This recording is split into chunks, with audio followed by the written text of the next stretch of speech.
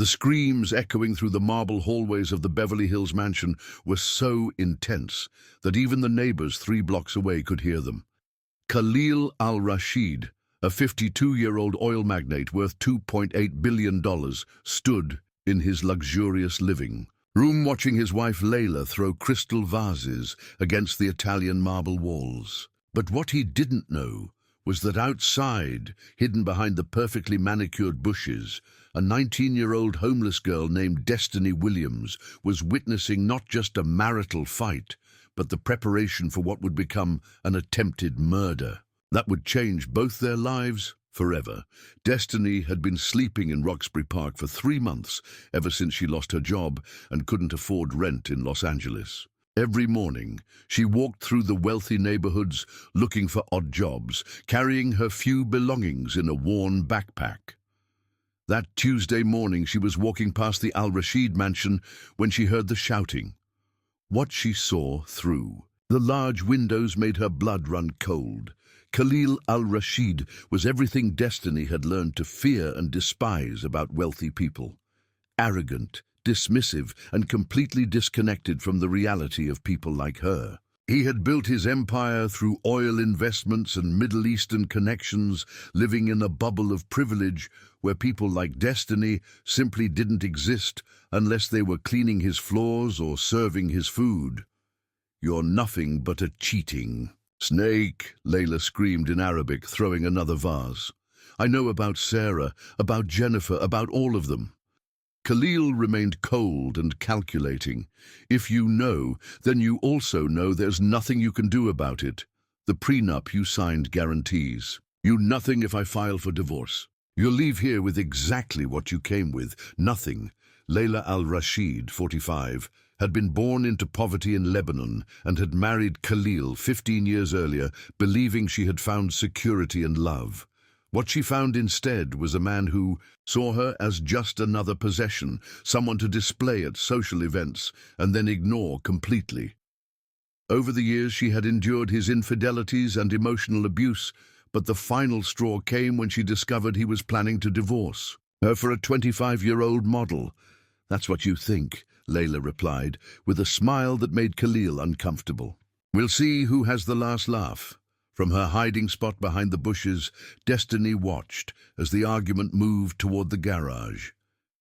She had learned to stay hidden and observe. It was a survival skill that had kept her safe on the streets.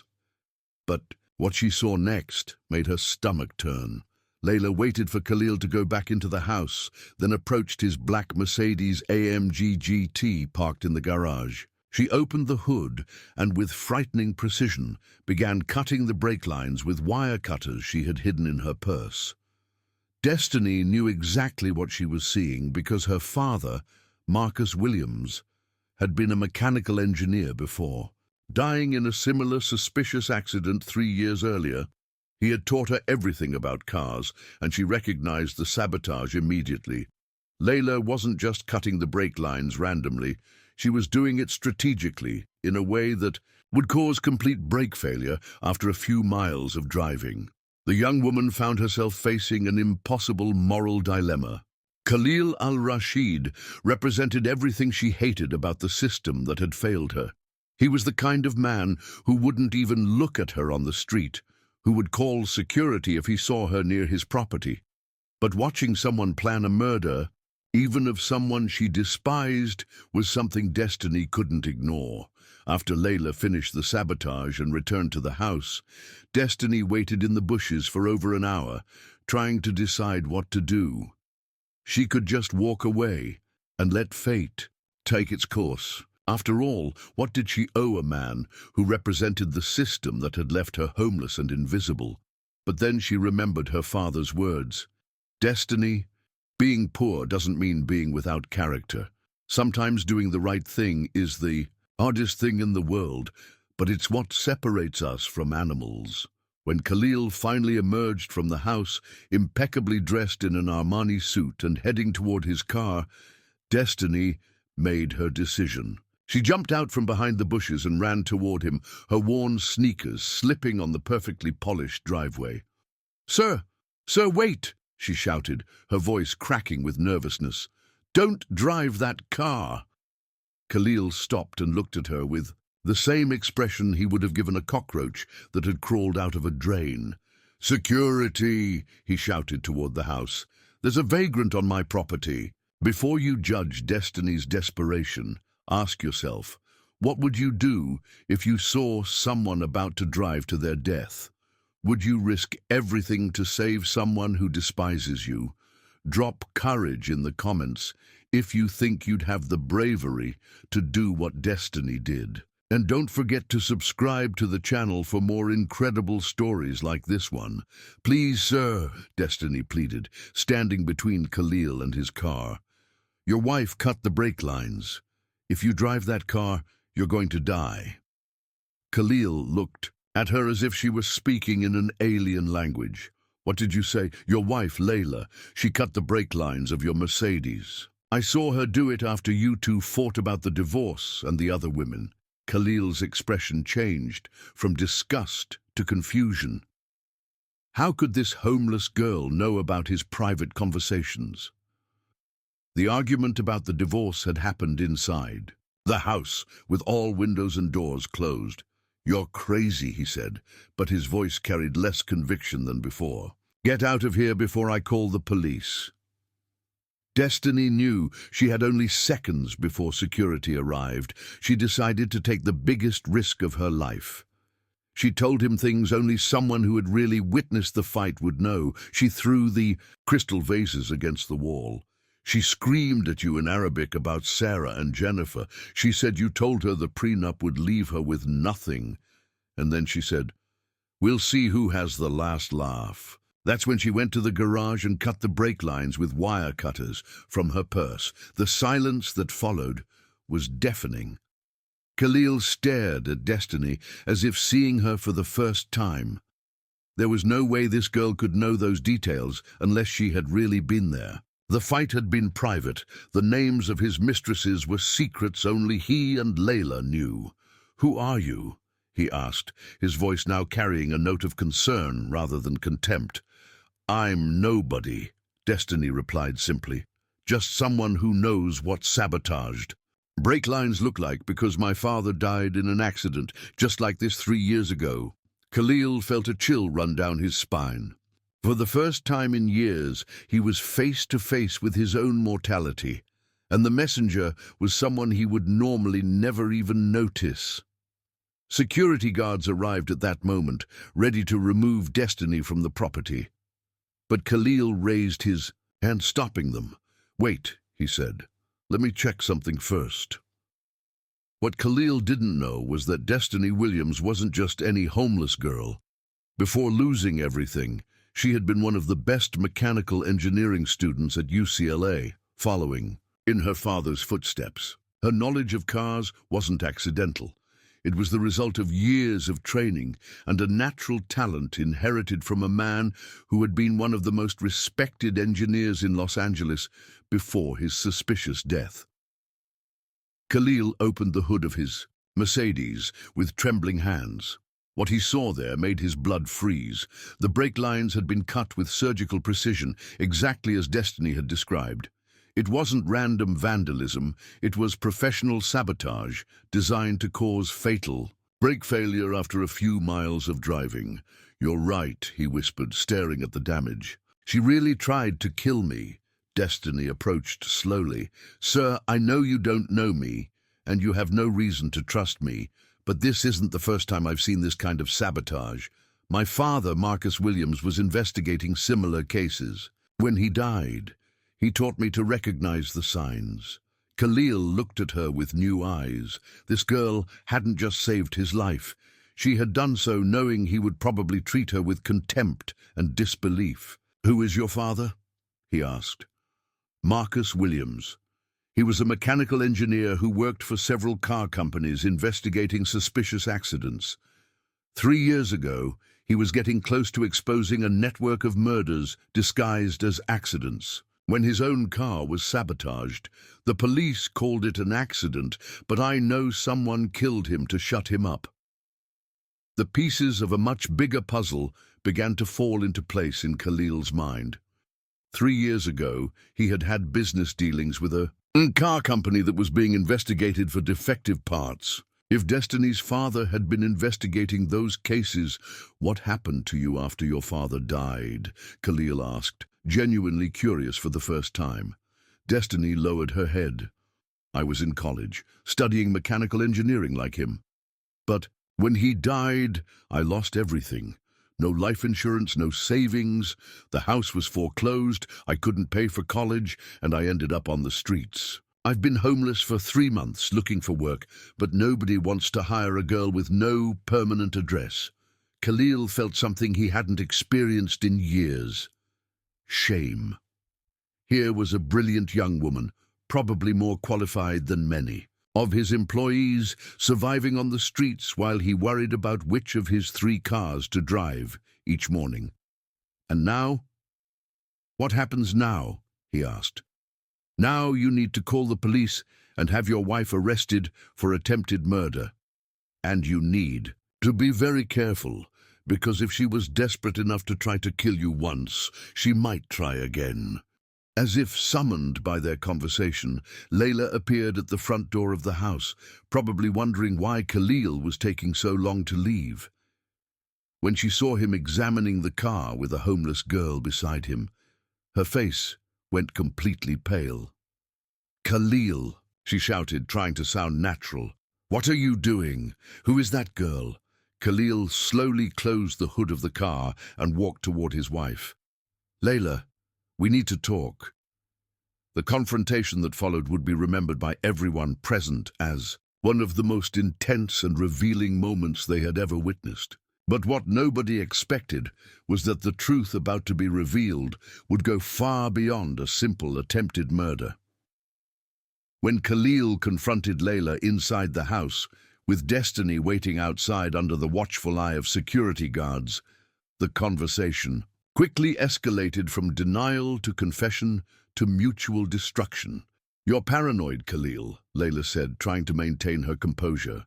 Why would you believe a homeless girl over your own wife? Because this homeless girl knew details about our private conversation that only someone who was really there could know, Khalil replied, his voice cold as ice. Because she described exactly how you sabotaged my car, and because when I checked, I found that everything she said was true.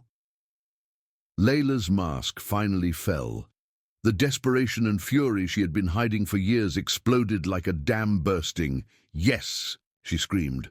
I cut the brake lines. And you know what? I'm not sorry. Do you know what it's like to live with a man who treats you like you're invisible, who parades his mistresses in front of everyone while I smile and pretend everything is fine? Khalil remained calm, but inside he was calculating his next moves. Layla, you tried to commit murder. Do you understand the gravity of what you did? Murder? Layla laughed bitterly. What do you call what you did to me for 15 years? You murdered my soul, my dignity, my dreams. You took a young woman who believed in love and turned her into a ghost living in a golden cage. The argument continued for over an hour, with accusations flying from both sides. Khalil revealed that he had evidence of Layla's spending on lovers and luxury trips that she thought he didn't know about.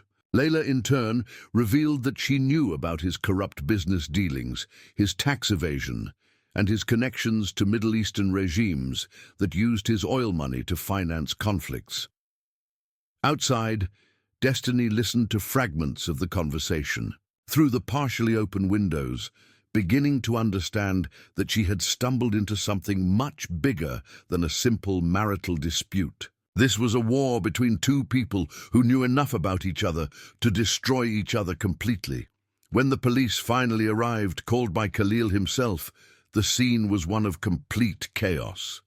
Layla was arrested for attempted murder, screaming, threats and accusations as she was handcuffed.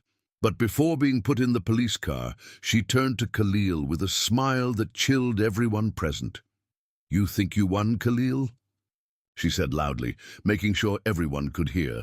Wait until the FBI finds out about your business with the Al-Qadir regime. Wait until they discover where the money for this mansion really came from. Khalil turned pale, but tried to maintain his composure. You're delirious, Layla. The stress of the arrest is making you say crazy things.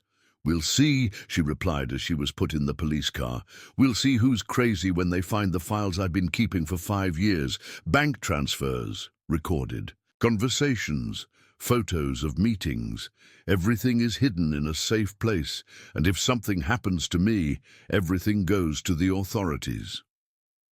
As the police car drove away, Khalil realized that his problems were just beginning. He turned to Destiny, who had witnessed the entire scene. "You saved my life," he said simply. "Why? Because it was the right thing to do," Destiny replied. "My father taught me that being poor doesn't mean being without character." Khalil studied her face, seeing for the first time not a homeless vagrant, but an intelligent, principled young woman who had risked everything to save the life of a man who had treated her with contempt. "What's your full name?" he asked. "Destiny Williams." "My father was Marcus Williams, the engineer who died investigating automotive sabotage." Cases. Khalil felt another piece of the puzzle click into place. Marcus Williams, I remember that name. He was investigating cases involving the car company I had business with 3 years ago. Destiny looked at him with new interest.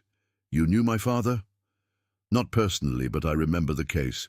Your father was getting close to exposing a network of murders disguised as accidents. When he died, the investigation was closed. They killed him," Destiny said with certainty, "and they covered it up." Khalil realized he was at a crossroads.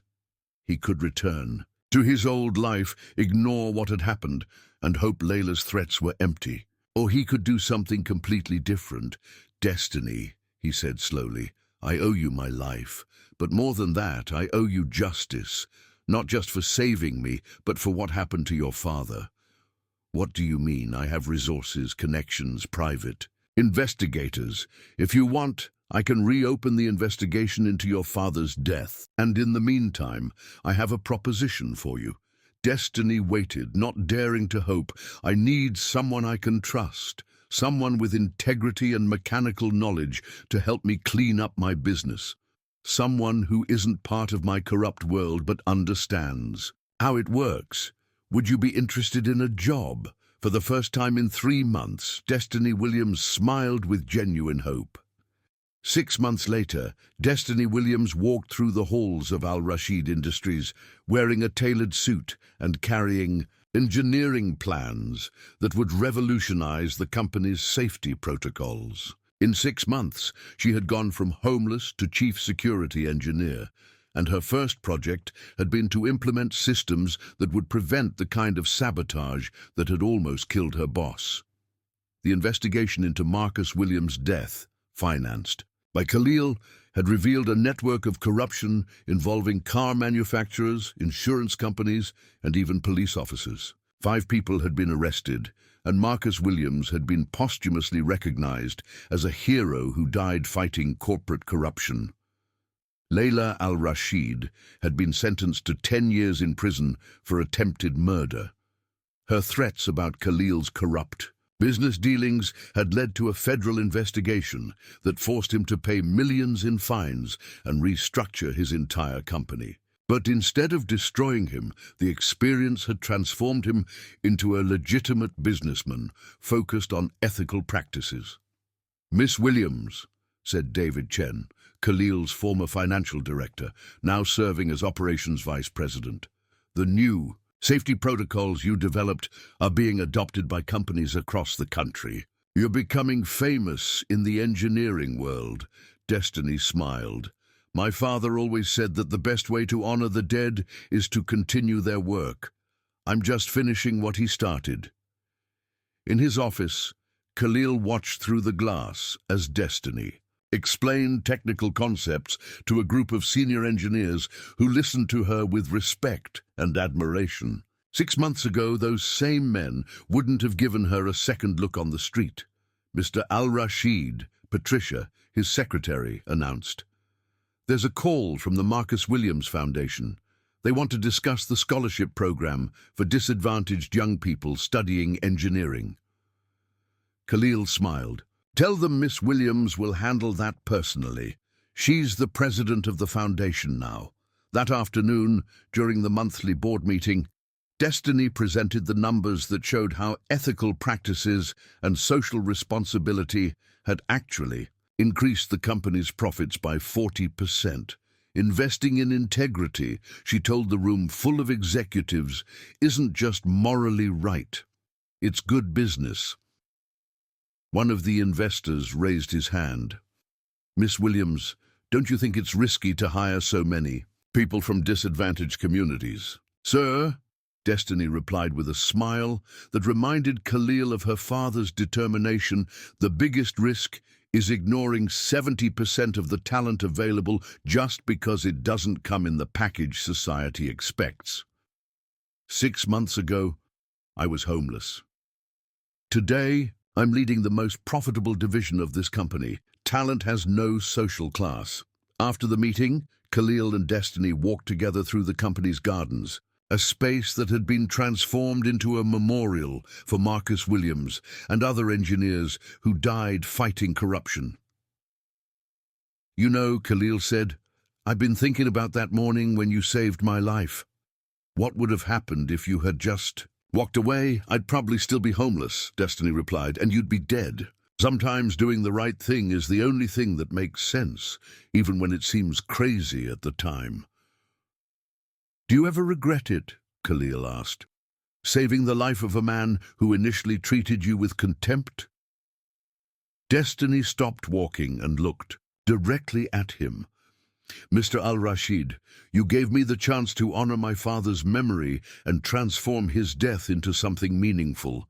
You helped me discover that my value isn't determined by my circumstances, but by my actions. How could I regret that? That evening, at the annual company gala, Destiny took the stage to announce the creation of the Marcus Williams Institute for Automotive Safety, a research center that would investigate suspicious accidents and develop technologies to prevent sabotage.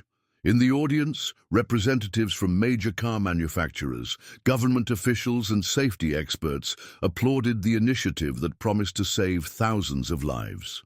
In her speech, Destiny looked directly at Khalil, who was sitting in the front row.